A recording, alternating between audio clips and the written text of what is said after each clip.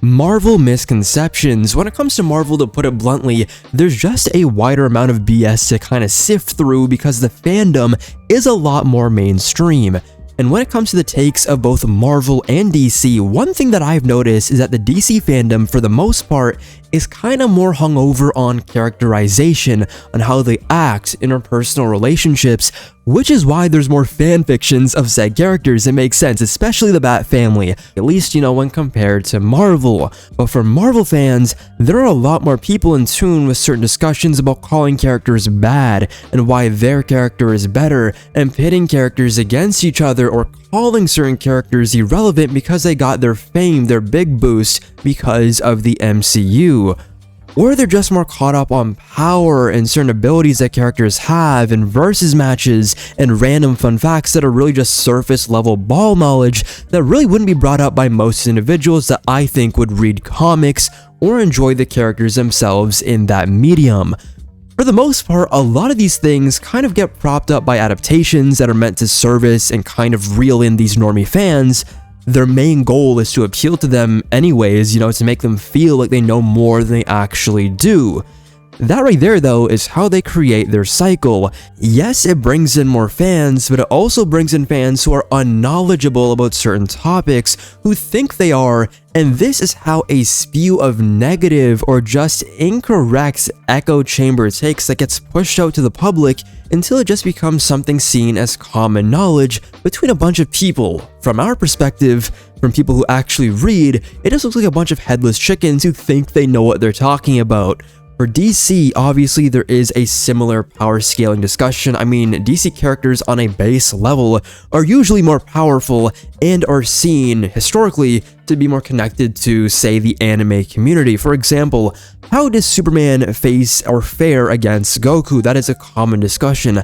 How does the Flash go against XYZ? How does Batman with prep time fight or go against Satoru Gojo? I've seen this recently. Does he even beat him? These are the questions and the discussions that are happening in real time. But to be a DC fan, it's usually a love that you have as a kid. You're watching these older cartoons, or you're somebody who decides to deep dive into DC through their animated movies or video games, or even the comics themselves. DC isn't completely mainstream. Right now, we're seeing a bit of a shift with Superman or the Lanterns TV show being seen as prestige television, bringing in more eyes, and of course Peacemaker, through extension of his own show and the Suicide Squad movie, has become an overnight sensation. But we're not there yet, so the majority of people who are deep within the fandom know more than the average Marvel fan. And because of this, even though I might hold it in a little bit better this video, I'm gonna be way more upset here than in that DC video, because there's just a much bigger horde of people who really just act like drones, thinking they know everything, but they're just being fed information. They're just regurgitating it. They don't know anything themselves, and they don't really plan on double checking. So to them, it really is just true. But before we get started, let me know your most hated Marvel misconceptions that still get said to this day and tick you off the most. And remember to like, comment, and subscribe, turn on post notifications so you know when a new video goes live. And yeah, let's get straight to it. Cyclops' powers come from the punch dimension. Now, I know there are a lot of people that like this explanation, mainly from a power scaling perspective. They love seeing it interacting with new concepts and ideas. And the punch dimension is very similar to, say, I don't know, the Banff dimension. It's very similar to Nightcrawler, that little dark infinite space where, he teleports and stuff like that, where baby versions of himself come from, and a bunch of that rigmarole. Obviously, I'm oversimplifying it, but it does lead to the connection with other characters who have their own sources of dimensions to use. And haha, punch, concussive. Punch is a concussive force. It shoots concussive blasts out of his eyes. It makes so much sense. No. I know a lot of people are more connected to it because, Marvel Rivals and a lot of new adaptations and of course video games are using it, but I'm sorry to tell you that a lot of these developers are kind of appealing to the most common denominator, which is LARPers. These are LARPer or poser developers for the most part. These are the people who like to wave random facts in front of others to show that they know their things, even though they really don't. And I know having an infinite source of energy that you can blast out of your eyes is really cool. The question is, does it make sense? And for my money, there's way too many contradictions with what we already know. So before we debunk this, we first have to understand how his powers work. Of course, as a lot of us know, he shoots concussive blasts out of his eyes that are ruby colored, and he usually has a ruby quartz visor or something along those lines. They're yellow, sometimes they're actually glasses, and he's able to use them to adjust his overall power and to control it better, because without that protection, it's very easy to let go. That's why you'll see in certain adaptations where he takes off his glasses or his visor, or when it gets knocked off, just a huge explosion of power just leaks out of his eyes. But now we should go to a more biological standpoint. In general, it is not cosmic at all. In any form or manner, it just isn't. How it works is that he is very similar, actually, to Superman. He is a living solar battery. He's kind of like a plant. He absorbs the energy of the sun, and he converts that energy into the power he uses for his optic blasts. And yes, while you might wonder why is it not heat-based, it's comics at the end of the day, and a lot of Superman adaptations, you'll see him shoot his beams and it just bounces into people and sends them flying. It's almost like a projectile tackle, as if he tackled somebody but from a distance. Even in the recent Superman 2025 film, it doesn't really burn you that much other than the physical contact. Very similar to putting your hands on the stove, except this stove is as hot or hotter than the sun. And it doesn't really turn things on fire unless he really turns up the heat. And for Cyclops, he doesn't really do this, but you have to remember there is a conversion process. There's nothing saying that it's not hot, it's not gonna turn things into fire. It's more likely to disintegrate something through said power than it is to make a flame, which is completely understandable considering the level of power that he has to kind of tick through to get to those high-level explosive blasts. Another reason why this doesn't work is the family dynamic. If we look at the Summers family, there are two prevalent brothers other than Scott himself, Havoc and Vulcan, and both of them get a huge chunk of their power from either cosmic or solar radiation that they then manifest into different abilities. Also, it's very important to realize that they are naturally attuned to each other's powers. So for example, Scott and Havoc, if they use their abilities on each other, it cancels each other out. The same thing goes for Vulcan. However, he became an Omega level mutant, and that expansion of his power made him way stronger than the both of them. So if he uses power on them, there's going to be more of an effect. So to put this in layman's terms, consider Cyclops and Havoc immune to each other's abilities, and if Cyclops and Havoc attacked Vulcan, he would also be immune. But if Vulcan were to turn around and just shoot both of them, they would have a high resistance to his abilities, but they would still take damage. Does that make sense?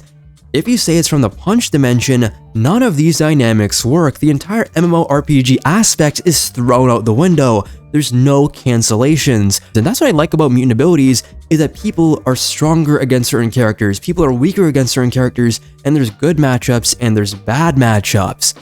Also, another reason why this doesn't work is that Cyclops usually, when he uses too much power, gets spent and exhausted.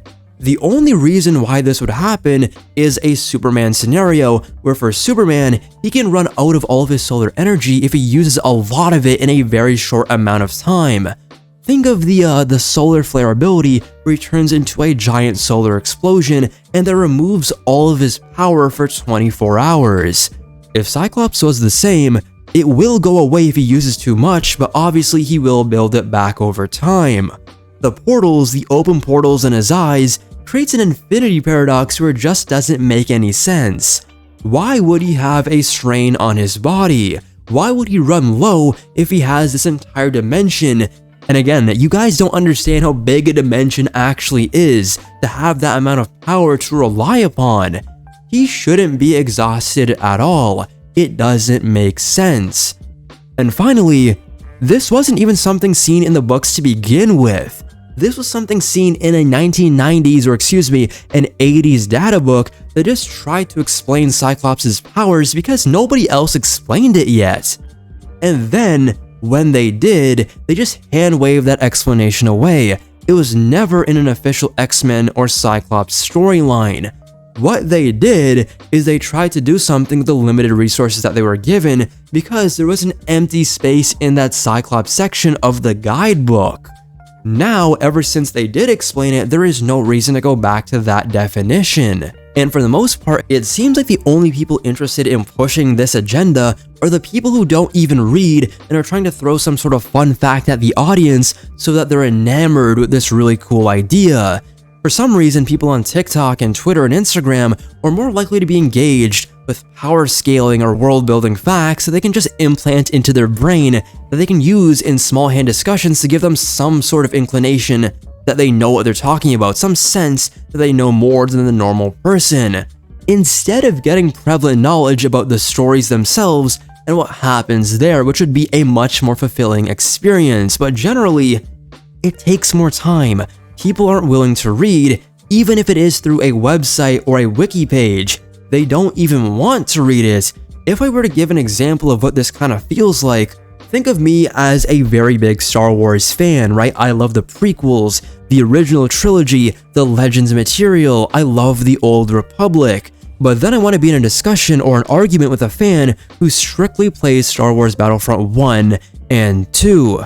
Yes, while you might be able to list what a DL-44 is and a thermal detonator, and that might catch me off guard because I don't know what it is, that doesn't really mean anything to me. Yeah, you know these things, but only because you played the game. You can tell me certain force abilities because you played them as well, but somebody who's a bit more character or story oriented will know more than you if they're a bigger fan, and then they would want to go into a more deeper discussion, and you can't meet them there. All you can really do is pick out these small nitpicky little details that are more optimized for, like, I don't know, combat or fighting or the cool stuff, rather than the characters themselves. And a lot of people have this mindset because they couldn't be bothered and they don't really care.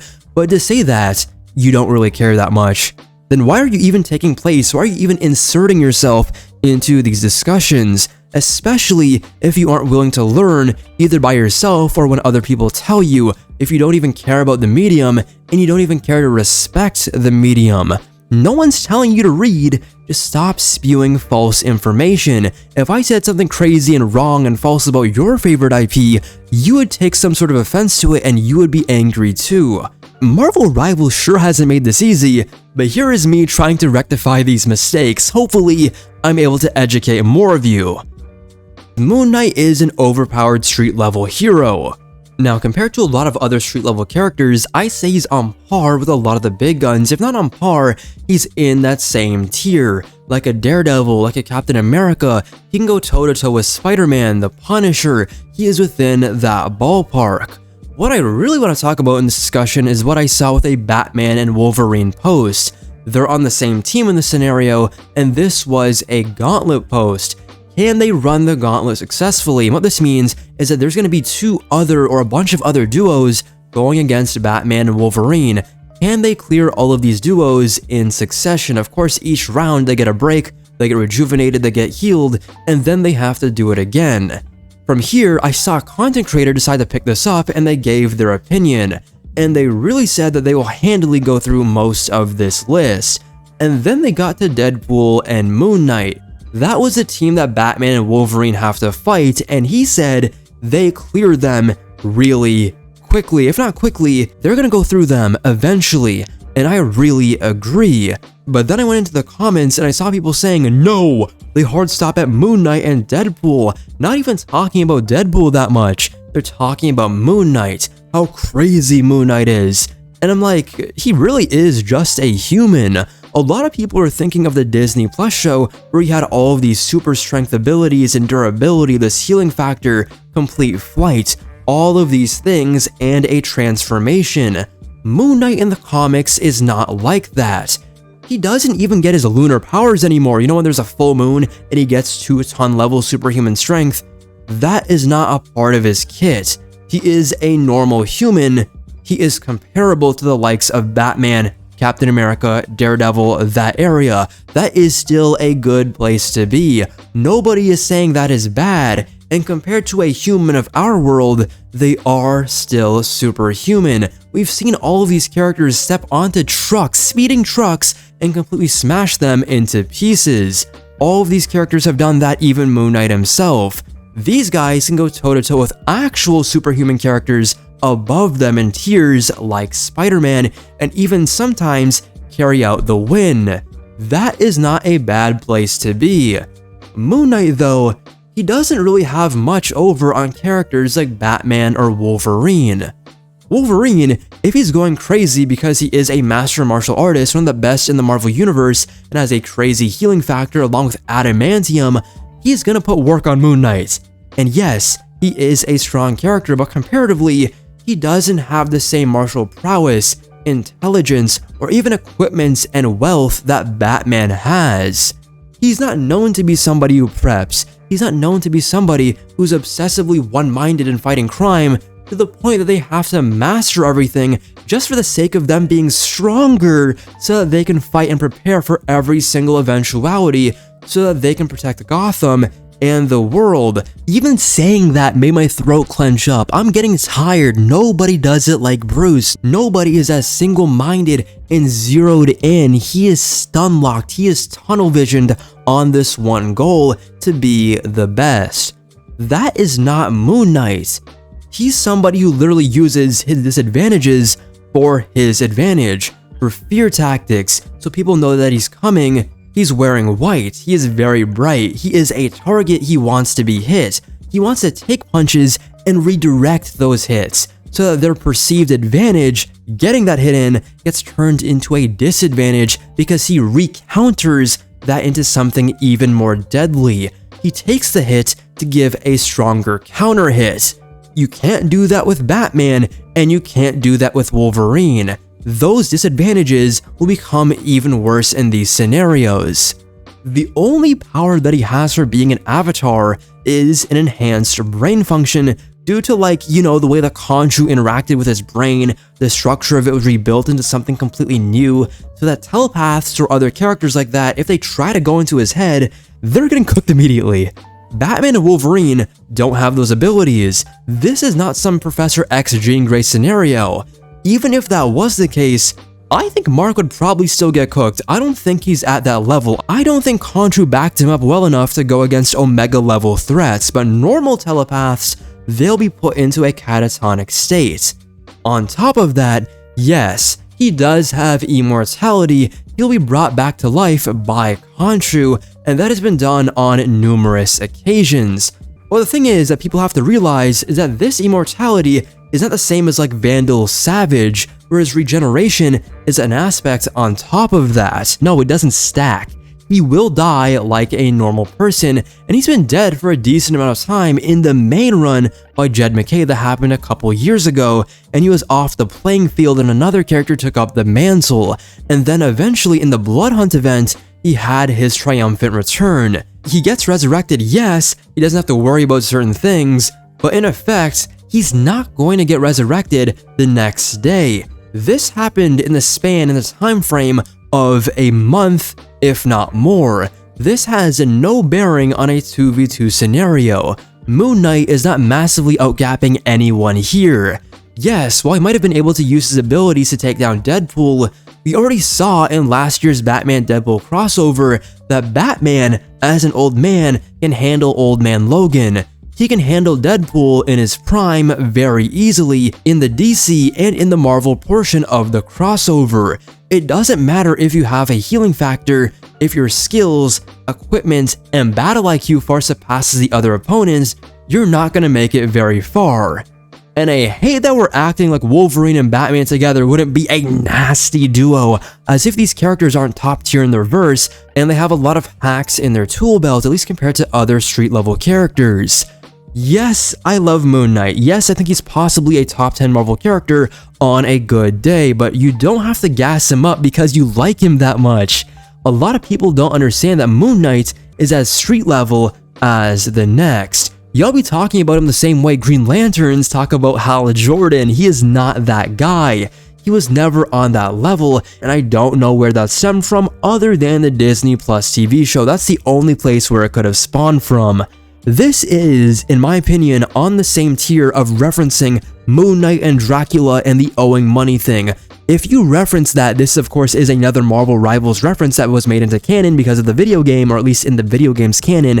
If you reference this, that tells me you don't know anything about Moon Knight. If that's the first thing you say is random BS go, and you reference those fake panels, that is all that anybody needs to know, because no normal Moon Knight fan in good faith would mention it because it has done irreparable damage to the character. People think he's a funny character.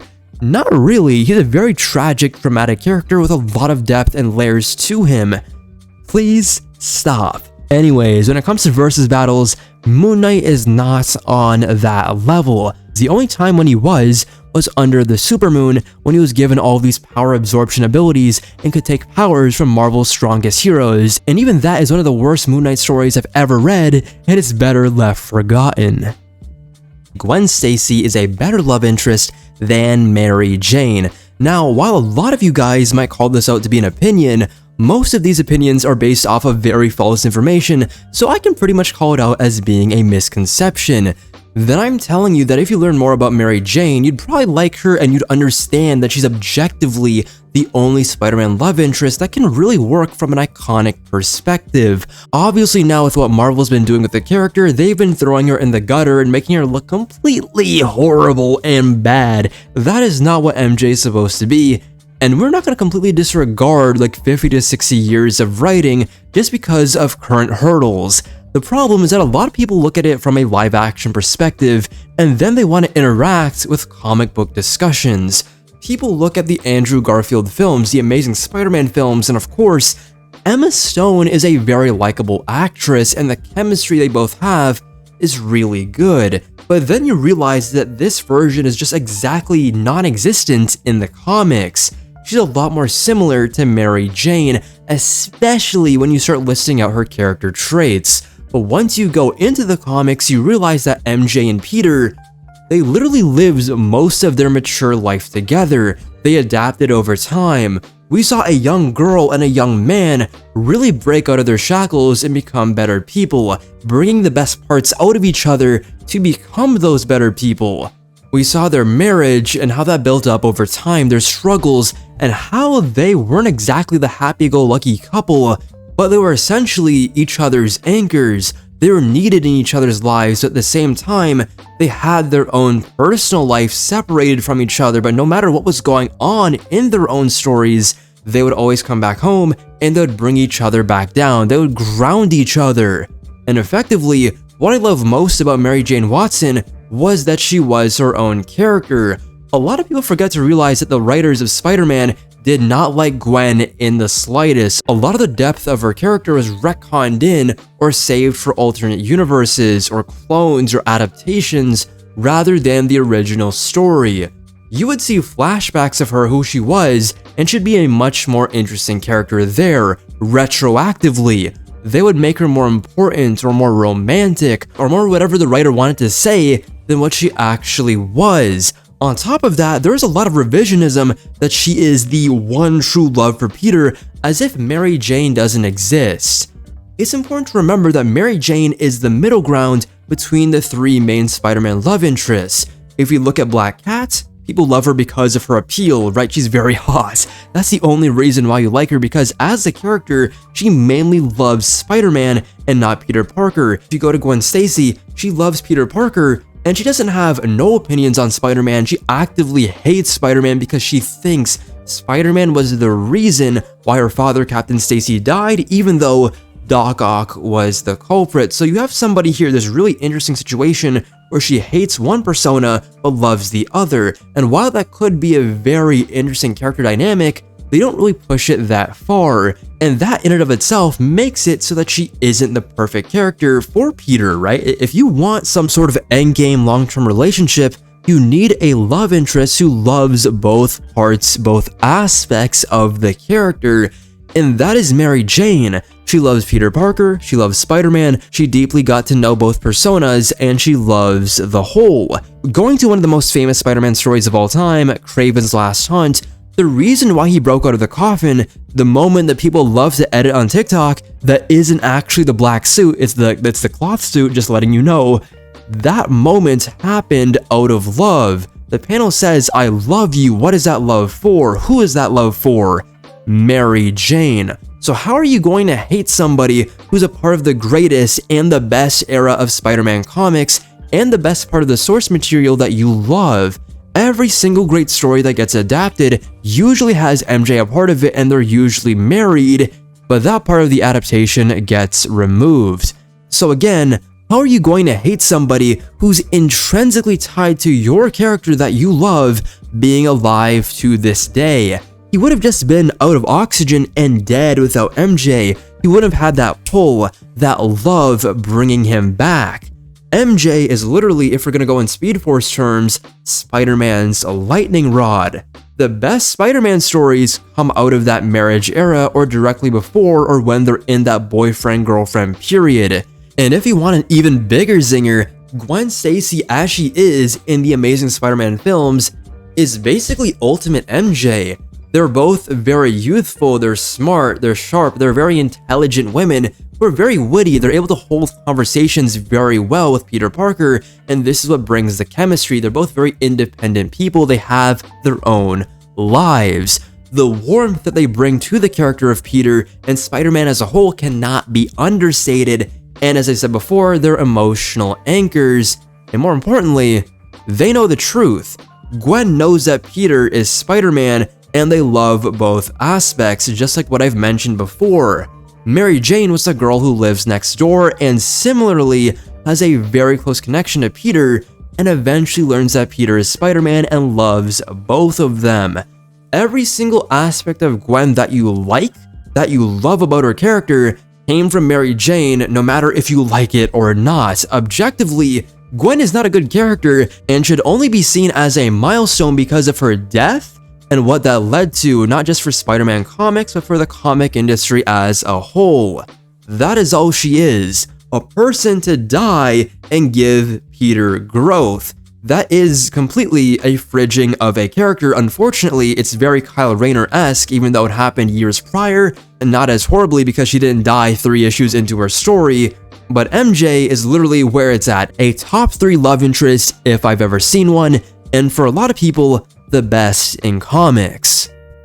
Captain America hates mutants. Now this is a very weird take, and it usually spawns from the X-Men side of Marvel and their fandom, which again, it is very weird to be an X-Men fan and not a Marvel fan. You know, for some reason there is an IP situation where there are people who like one more than the others, and they point at the others and they hate those ones. It's a very archaic way of thinking to me, liking Spider-Man and hating the X-Men and vice versa, but it is something that exists today. Captain America though, does he hate mutants? This entire idea, this conflict really stems from specific X-Men narratives coming from X-Men comic books by X-Men writers. In Captain America books and in Avengers books, you know this would be the exact opposite. I know Captain America in X-Men 97, they had this whole idea that he was beholden to certain government ideas and mandates, and he really couldn't make a scene or fight for mutant rights without it, you know, being tied back to America, especially if they were overseas. While the reason that he did give was, you know, somewhat understandable, stating that if he was to, you know, bash heads overseas in an American flag draped in their colors and their insignia, it would look kind of weird. Sometimes you just gotta do the right thing for the sake of doing the right thing. Captain America in the comics would have done that. He would have found a loophole, a way to go around it, where he didn't have to wear his costume, and he would have done something completely different. There would have been some sort of workaround. He wouldn't have stopped himself from helping out. That's the major difference. Even in X-Men 97, that first season, which is undeniably a great piece of animated media, they still found a way of making Captain America look a bit weird. In the comics, they make him outright racist at times because they need to find some sort of character that we know for them to be against. And the only political piece they can come up with to put in front of them is the guy who's supposed to represent the government. And who is that person, that iconic character who can bring stakes into a story, who could have a prejudiced standpoint? It's gonna be the guy who's wrapped up in an American flag. It is so by the book and obvious, like they couldn't have thought of something more clever. Like this is really, it really pains and sickens me every single time I see this, because Captain America doesn't represent America. He represents the ideals that America should strive to maintain, what America should be, and not what he is right now. And what hurts me even more is, unlike Captain Atom, Captain America, despite wearing a flag, is one of the most anti-government people in the Marvel Universe, ironically. Yes, while Captain Atom isn't a government lapdog and has fought against them before, this is intrinsic to Captain America's character. You'd think that he would be all about the government and orders from, being a soldier, but from what they've shown in recent years, ever since he's been thawed out from the ice, is that he knows that the government should not be trusted. He actively goes against mutant bigotry, he fights against these racist people, he fights for mutant rights, and there are 3 things that I want to point out with this character. Number 1, in the Avengers vs. X-Men story, which inherently is just wrong on so many levels, just fundamentally it just doesn't work, at the end, he acknowledges Cyclops that the Avengers and other heroes failed to do enough to protect or help mutant kind, stating this wouldn't be something he'll ever do again. So if this is a mistake, on their side, it will be something that is not only rectified, but never repeated. So why is it getting repeated? Then in Uncanny Avengers, what I love is that he went out of his way to bridge the gap between human or superhuman and mutant society. Even in the name, uncanny as a buzzword or a keyword is very common with X-Men media. Of course, the Uncanny X-Men was a big mainline comic that everybody knows. It's kind of like the Invincible Iron Man or the Mighty Thor or the Incredible Hulk. It's a part of X-Men lore. So when Captain America just slapped it onto an Avengers team, what does that mean? He created an Avengers squad that works as a unity division, enlisting members of the X-Men or just the mutant gene pool. So Rogue, Cyclops, Deadpool, I think even Beast might have been on it. If not, then he was on the Secret Avengers team, also led by Captain America. On top of that, the mythos or the ethos that he has, even if you watch the films Avengers or Captain America the First Avenger, is that he has an anti-bullying philosophy. It's fundamental to his ethics. He was established as somebody who wants to go against oppression regardless of who is being targeted. Unfortunately, X-Men writers have this very rigid, cop-like view of Captain America and who he's supposed to be. Like he's somebody who's supposed to uphold the establishment to maintain the structure of a system that outright is the opposition for mutants. And unfortunately, they kind of made or pigeonholed themselves in a situation where recent X-Men stuff kind of goes against Captain America's whole character. So now, they're making a reason for Captain America to go against them rationally, but again, it does make him look bad. Because Steve, as a character, he wants to eventually reach that public trust so that eventually there can be some sort of institutional reform. That is the best case scenario, even though at the moment, he knows that isn't currently possible. Again, there are a lot of scenes where he sways away from this and he goes against the government if he can. But the X-Men, they operate like this paramilitary group, this unit for the persecuted minority. So it leads to this very weird situation where there's rapid escalation and an accountability problem that then leads into more ideological clashes on what needs to be done. Captain America, he doesn't want there to be outside casualties or even inside casualties. He doesn't want there to be mutant or human deaths. But the way that they be operating sometimes is kind of leading to a situation where that's the only option. So whenever Cap steps in, especially under the gaze of an X-Men writer, they're going to make him look as bad as humanly or mutantly possible, even though in every other book, he's doing his best to incorporate mutants and to get them the respect that they deserve. Iron Man was a C-list character before the MCU. The MCU saved him from obscurity. Now, I'm not trying to say that he was this big A-list character, but when it comes to the Marvel Universe as a whole, he might as well have been, at least in terms of in-universe. Outside of the universe, I think he was comfortably within that B tier, because you have to be honest, a lot of the audience at the time didn't know many superheroes, so there really wasn't that many down the totem pole that you really could have put against Iron Man. But when it comes to the comics, even the Avengers as a whole, I've seen a discussion that recently the Avengers are some trash team to the side.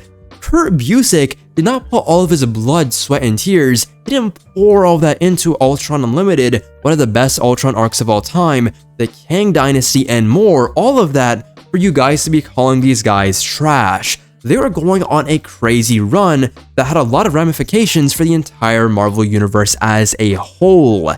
And Iron Man as a whole, he's one of those characters who's been a part of that OG Marvel lineup for the most part and has never had his main comic canceled, literally ever, all the way up until the Iron Man movie into the present day. Whenever it does get canceled, a new book gets put on the shelves. We had iconic storylines that reshaped the entire comic landscape, from Demon in a Bottle to Doom Quest to The Enemy Within, the Ironmonger saga, and the Armor Wars storyline. And you have to remember, in the 90s era, Iron Man was one of the few characters who got a Marvel cartoon. Even Captain America didn't get a cartoon in this era. Even Thor didn't, at least a full-fledged one during this era where Marvel was just pumping out new cartoons and shows by the dozens. So that shows you the level of recognition that Iron Man had. Along with merchandise, you have to remember, in the 90s, Iron Man is mostly seen with the modulus armor. This armor allowed you to put different attachments on to create different versions of said suit for different occasions. So there's going to be an underwater version, a space version, a drill version, a Hulkbuster version. This was seen in the cartoon, and eventually they would become action figures that a lot of children would pick up and have in their house. The merchandise potential for this character was so high, which is probably one of the main reasons why he was made into a show, right? The potential goes straight through the roof, so this was a smart move on their behalf. When it comes to the comics, he's very much tied to a lot of the big events, of course being the leader of the pro-registration side in the Civil War era, where he was going against Captain America, who was very much anti-registration, and they led a bunch of the world's heroes and villains in an all-out war against each other, and they were two of the biggest names. Everybody was rallying behind them, even before the MCU was even a thing. In universe, Iron Man is a celebrity and known by all, and has connections to the wider universe of the Fantastic Four, the X-Men, Spider-Man, the Guardians, and more. So no, Iron Man as a character was never some random bum. He had great comics, he went on to have hundreds and hundreds of issues, he had a huge spike, a character-defining spike in 2008 when the movie dropped. Everybody knows this. Everyone now knows who he is. Robert Downey Jr. played the hell out of that character, a version of him at least, and it led to him becoming, at least in our culture, an A-list hero. But it's not like he didn't have any sort of legacy before this. He was all over the video game arcades, he was there within your consoles, he was there on your TV already. Your child or your brother already had an action figure by now, and while he was never really a top seller like a Spider-Man or the X-Men, you can't really compare the average comic book character to those ones. Those guys are bringing in millions of copies. They aren't your average IP. But for a normal comic character, Iron Man was doing just fine. As much as we love Robert Downey Jr., as much as he really brought everyone's eyes to the character, we can't give him full credit. There was a good foundation there, and there was enough there for normal people to love and enjoy the character before 2008. Even War Machine was a character in a Marvel vs. Capcom game in the arcade before Iron Man was even there. So, his supporting cast was already being juggled between the audience's perception, telling us that he wasn't all as unknown as people like to claim. And that is before Marvel vs. Capcom 2 and other Marvel games, where we see him in his modulus armor, and that right there is very iconic. If you grew up in the 90s, even in the 2000s, you would have known what this is, how this looks like, and the armor would have been ingrained in your mind. And there's more iconic stuff to go along. That giant proton cannon, that would be seared into your brain. You'll be making references to this day. And all that tells me, even Ultimate Alliance, even in X-Men Legends, he was a playable character. In an X-Men game, Iron Man was playable. This is all the evidence you need. This tells me, and it should tell you, even before his big grand debut on cinema screens, Iron Man was way more well-known than people give him credit for. But yeah guys, let me know down below, what are your most hated Marvel misconceptions? Do me a favor, if you haven't already, see the DC misconceptions video. It's kind of like this, but of course, for the other publication side. And yeah, remember to like, comment, subscribe, turn on post notifications so you know when a new video goes live. And yeah, see you all later, take care, deuces, peace.